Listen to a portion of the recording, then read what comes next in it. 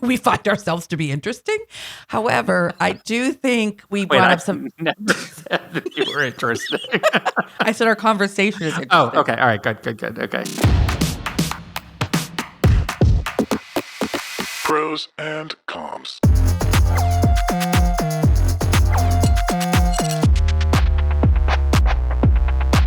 Welcome to Prose and Comms, Engagement Unplugged. I'm Laura Smith. And I'm Brian Rowley. Today, we're talking about an age-old question. Should brands keep marketing in-house or lean on agencies? And for me, this is a super interesting topic. Why? Because I worked for many years in an agency, and now I work in-house.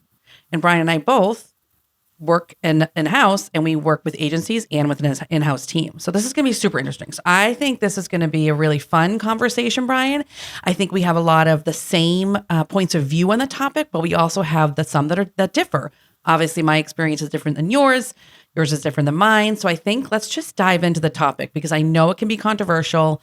I know some things I say might be controversial, being on both sides at some point in my career. So let's just talk about it, Brian. Like, what's your perspective, gut reaction, in-house or agency? I think from my perspective, I've always worked agency. So I don't know that I have the other perspective other than the perspective of what's worked really, really well and understanding the things that you can control, you can't control. So, I personally think it's a balance, but I know you and I have talked about this a million times. I think regardless of what you're doing, I think making sure whoever the agency partner is that you have, they're a part of your team. Yeah, and I think it's interesting because if you talk to a lot of marketers, there's a lot of, or just brands and companies, there's a lot of pressure to cut down spend and how do you build a team versus paying agencies to do some of the work. So it's interesting because some people think you can cut costs by bringing in-house, but the reality is you're adding overhead too, right? So maybe sometimes that cutting cost is working with an agency because you can get a very specific skill set working efficiently as a part of your team, like you said, and not drive up costs. So it's always, when you have to go into budgeting, there is that, well, how much agency expense do you have? Yeah, and I think you also have to look at it from the perspective of the skill set because there are things that agency does every single day where an in-house team, it may be one of many hats that they wear in the marketing department. And so I think, I think long-term, if you look at the spend, you may end up paying less because you're not doing rework. You're not spending a ton of time diverting, in-house resources to something that's not their skill set. So therefore, it's going to take longer for them to do it. So I think if you look at it from an efficiency and productivity perspective, I think there are certain tasks that clearly agency makes much more sense. Yeah, and I would say also the whole, coming from agency for most of my career. And again, agencies could be anything, right? We have creative agencies, there's digital agencies, there's PR agencies, so there's video production agencies. So there's so many different types of agencies and there can be very specific skill sets you want from an agency. But being on the agency side for most of my career, and that was ranged from brand and advertising and PR agencies, what I would say about it, and I tell newly graduated marketing, people that want to pursue a marketing career, is start in an agency because the benefit there is that there's so much diversity of work and thinking and client expertise and ranges of industries. You can just learn a ton because there's so much to be learned, and then take all that learning and then go in-house. And then you can be a very, proficient marketer knowing how the creative process works or how the paid media process works or how the PR process works because you're exposed to those experts.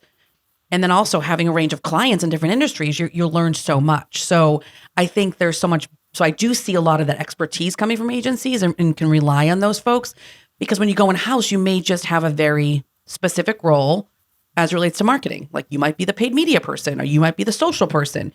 But if you come from an agency or if you're exposed to that, you have a lot more experience and knowledge beyond that one skill set.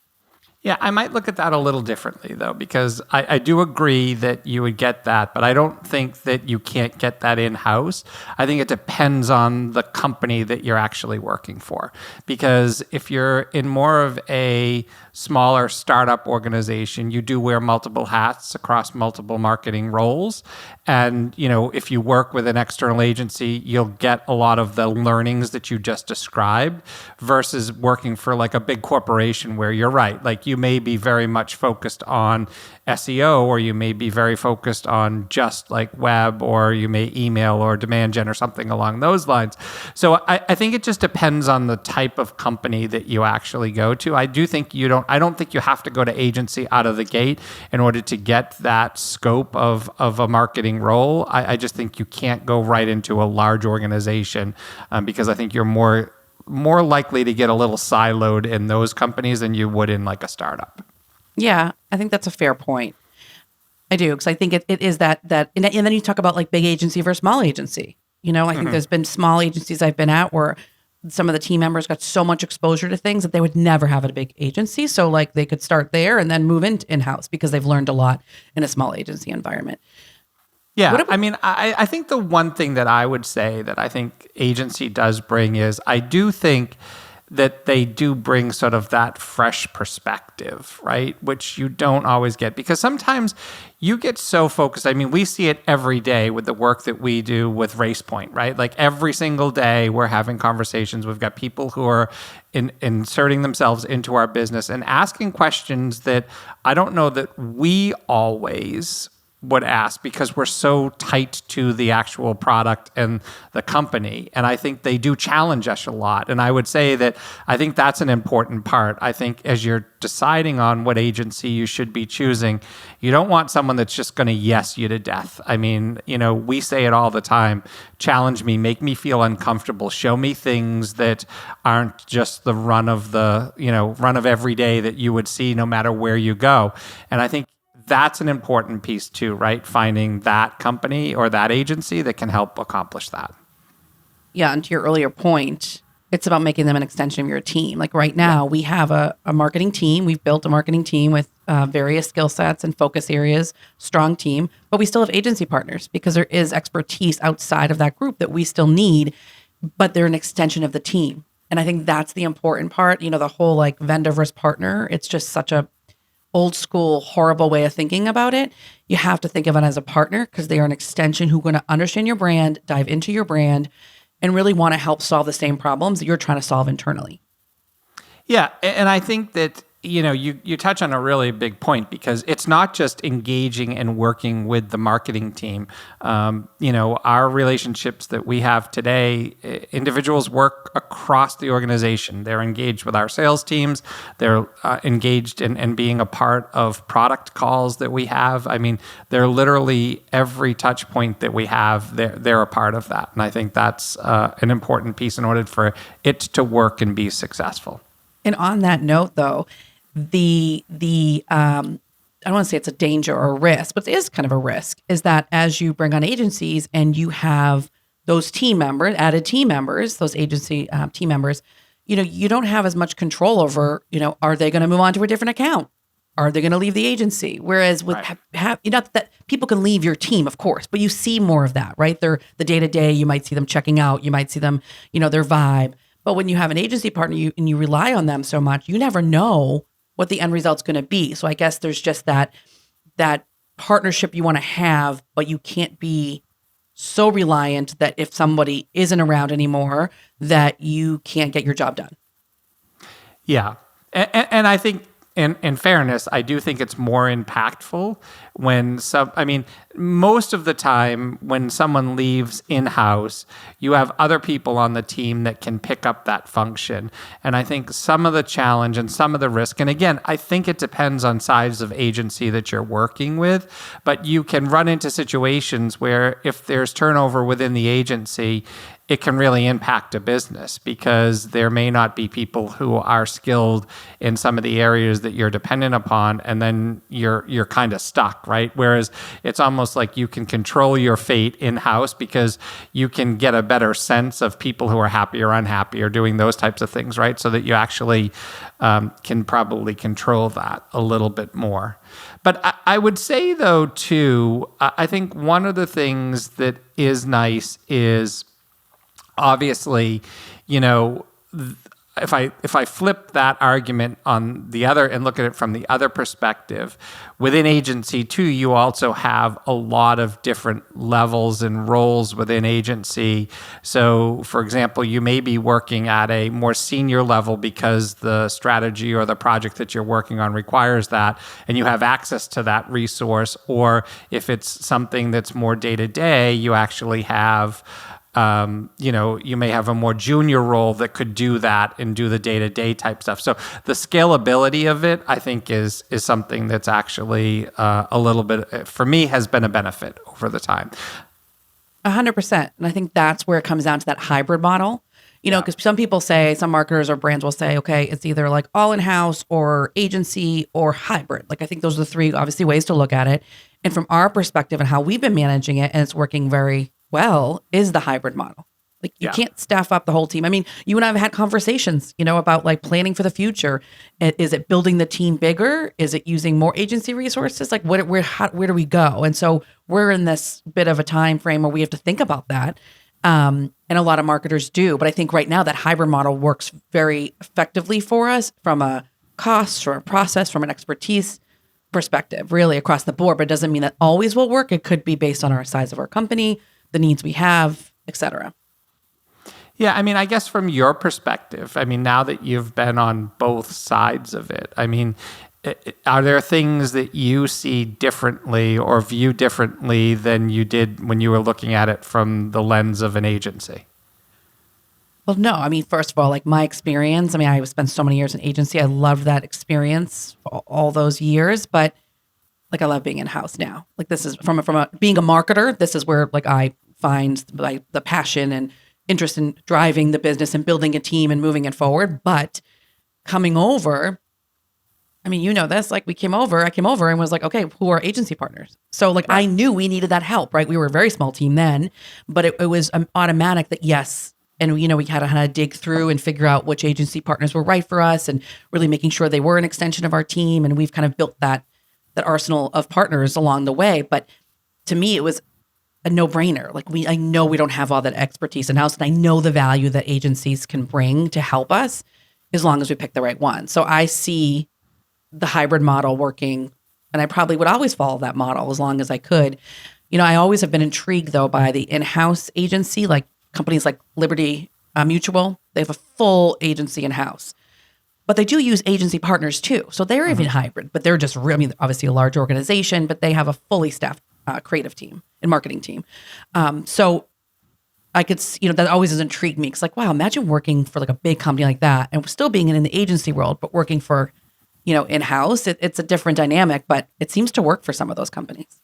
Yeah, when I was at Verizon, I mean, they used a big agency. So it wasn't, I mean, there were a lot of things that were done in-house, but the bulk of that work was also, was done through agency, right? All of that creative, all of that. I mean, if you think about it, to be able to pull, like, just as an example, a creative team in-house and multiple roles of creativity in-house, that's an expensive undertaking, right? Because you've got a lot of different skill sets there that you need to pull into, be able to do it really, really well.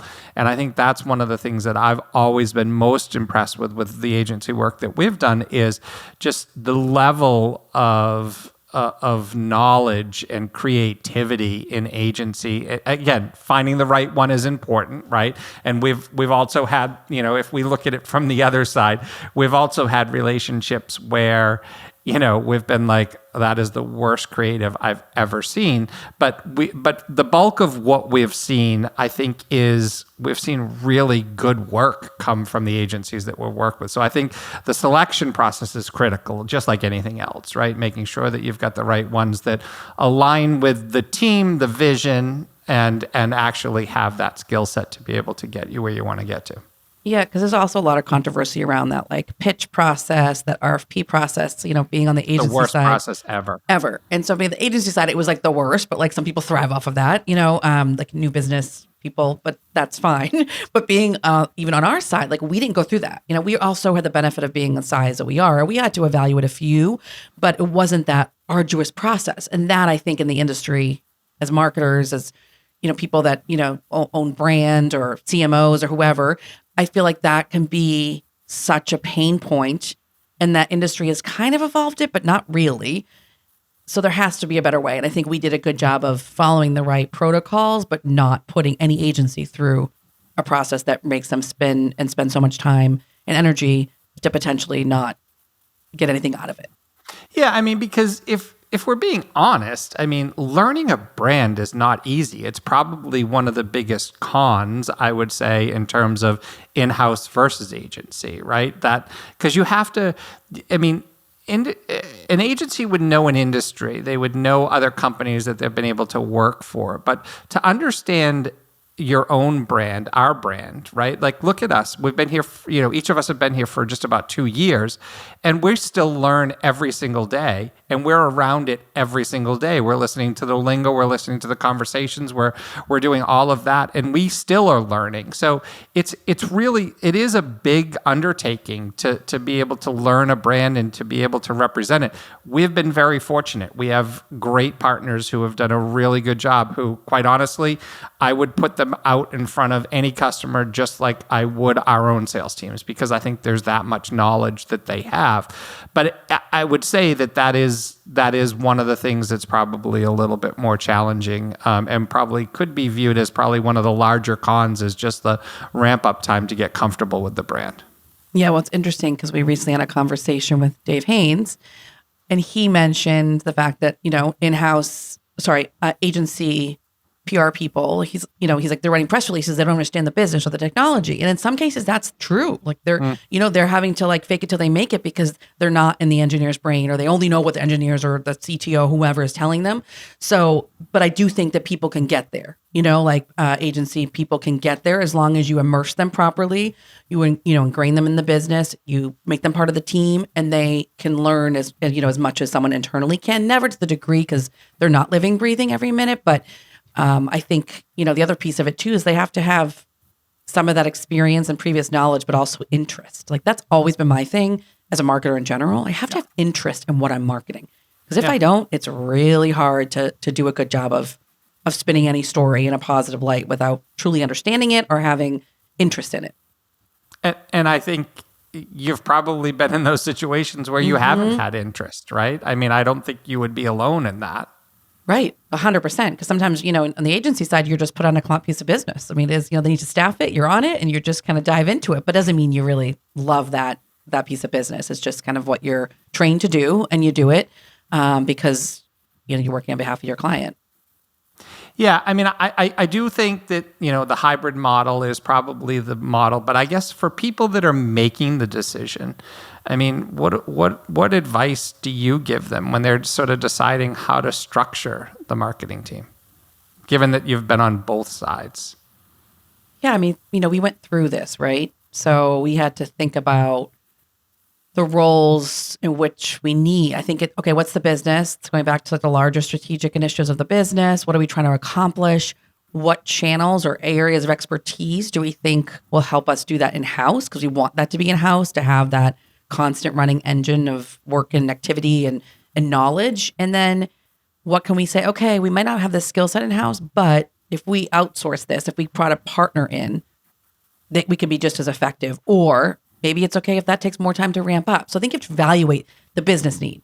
And I think when we came in here, Brian, it was a lot of starting anew, rebuilding. So, a lot of things had been done. There was some foundational elements there for sure. And we had to prioritize, what do we need to tackle first to have the more immediate impact? And then I think you look at it that way, but knowing that we were always going to have to bring on partners along the way because it wasn't going to be done. And it takes time to hire. Yeah, I think the hiring part is another thing. If you look at hiring a good resource from a marketing perspective, no matter what that role is, it takes time. I mean, we've been through a lot of hiring from our team, and it took us a lot longer than I think either of us anticipated it would, just because, you're out there, you're trying to understand, what's the most important skill set that we're shooting for? Where are we trying to get to? And, identifying those individuals is not always the easiest. But I would say that I think you do have to, as you're trying to figure it out, I do also think you have to be really honest about what your strengths and weaknesses are. And I think some people have difficulty in being able to be honest with themselves about that. Just because someone does something once doesn't necessarily mean they're the best at it, or that just because they've been able to do it, like it's almost like fake it till you make it. And that doesn't work when you're trying to build a marketing strategy. So I think understanding your skills internally and then being able to supplement them with some of the work at an agency is an important piece in that evaluation process. Absolutely. I think the other thing too we need to consider is, at what point do you have like a red flag where this isn't working? You know, like maybe the model isn't working, where you're a hybrid model or all agency or all in-house. And I think that's where, you know, kind of going back to the honesty of it all, is you have to see, right, are we meeting the objectives? Are the business goals being met? And where are they falling short? And then how do you make the change? And that's where you have to make those harder decisions of like, you know, okay, well, if this isn't being met, can we supplement it in-house? Or is it not being met in-house? Do you supplement it externally? So I think it's just being mindful of recognizing where red flags may exist and then just being ready to pivot if you need to. Yeah, I think if you do what we had mentioned, which is make the agency a part of your team, though, I don't know that it's necessarily red flags, because I think you treat the feedback that you would provide to the agency the same as you would provide to the internal team, right? I mean, feedback is a gift. We know that, right? Thanks to Bob Osmond. Yep, thanks to Bob. He made that very clear to us. But I think, you know, there have been many times where we've had conversations where we have said, I don't like that work. No, we missed the mark here. That's not.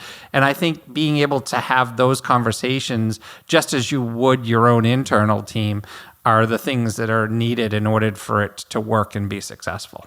Well, I think anyone that works with us knows we are very honest. Of feedback. Yes. You're going to get feedback. You're going to know if we like it or not, but we'll work together to get to that end result, which whether that's an internal problem to solve or with a partner.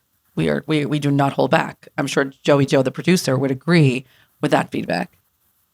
Yeah. I'm getting a thumbs up. Joey's worked with us way too long. Well, Laura, let's actually address, let's switch gears here just for a second. Let's address some of the myths that are floating around about in-house and agency, because I think if we're honest, we've all heard them, and some are sort of, I would say, probably long overdue for a reality check. So let me throw these out there and get your overall thoughts in regards to it. In-house teams are faster.